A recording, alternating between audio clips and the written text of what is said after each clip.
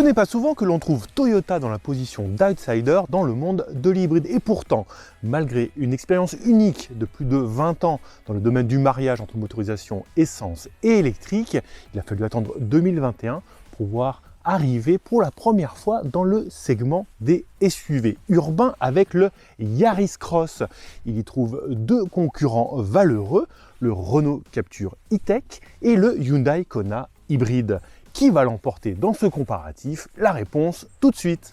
Mais avant de rentrer dans le vif du sujet, veuillez nourrir les dieux de l'algorithme de YouTube en laissant un like sous cette vidéo et pourquoi pas en vous abonnant à la chaîne de Caradia qui compte déjà plus de 200 000 abonnés.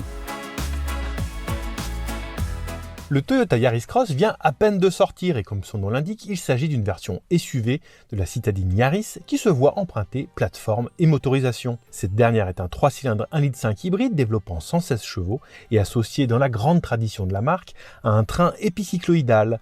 Il débarque donc dans la catégorie des SUV urbains où se trouvent déjà deux propositions.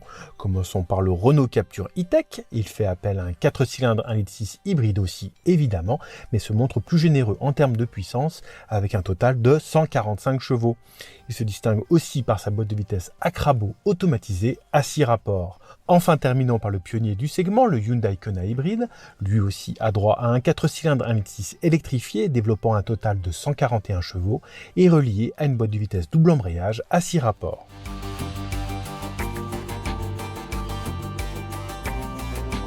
Et on commence avec la finition. On a là deux belles prestations du Toyota Yaris Cross et du Renault Captur avec un design élégant de la poche de bord, avec un dessin qui n'est pas si éloigné, des écrans de bonne taille, que ce soit au niveau du système multimédia ou de l'instrumentation numérique et une finition de bonne facture. On passe maintenant au Hyundai Kona qui ne démérite pas dans ce domaine, mais c'est le plus vieux des trois et ça se voit avec un choix des matériaux qui est un cran en dessous.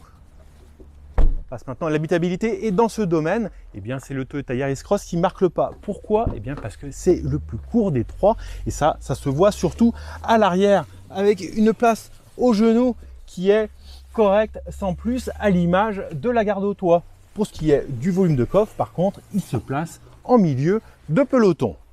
Retour au Hyundai Kona qui lui se montre plus confortable avec ses passagers arrière, comme vous pouvez le voir. Hop.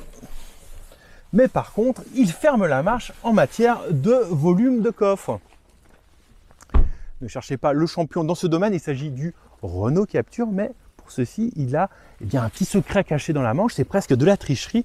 Il s'agit de la banquette arrière coulissante, de série, et qui permet, hop, ou hop, d'avoir le meilleur des deux mondes.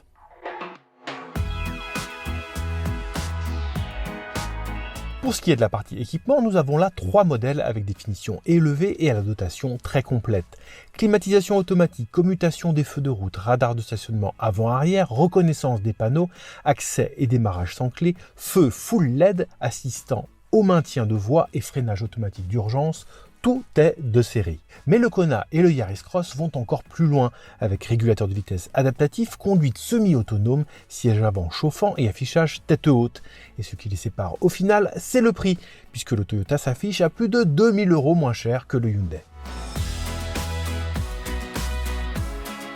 Le Yaris Cross fait très fort en matière de budget puisque c'est non seulement le moins cher des trois et avec une différence importante, mais aussi le mieux équipé. Et le fait qu'il offre une consommation moyenne d'un demi-litre de moins ne gâche rien. Pour ce qui est de la garantie, le Hyundai Kona s'en tire le mieux avec 5 ans et kilométrage illimité quand le Renault Captur se contente de 2 ans.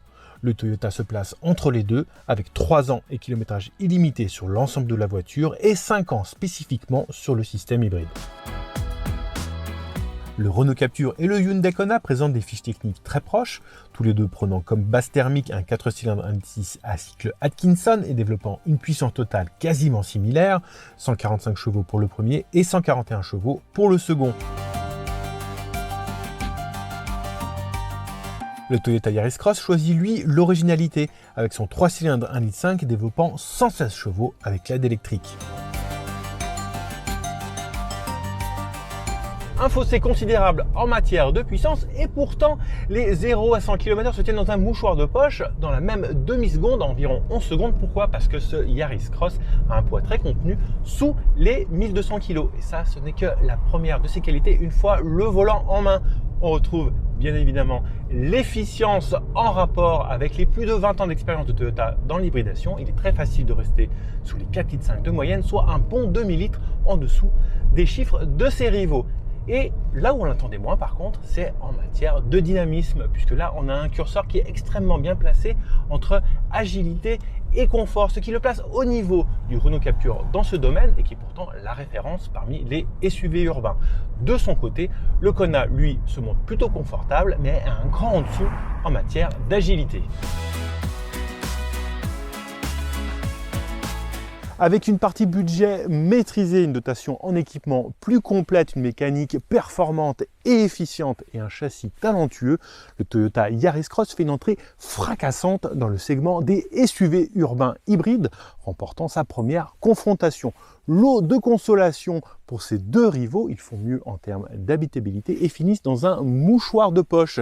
Le Hyundai Kona hybride remportant la seconde place et coiffant le Renault Captur sur la ligne d'arrivée par ses équipements plus nombreux et sa garantie rassurante.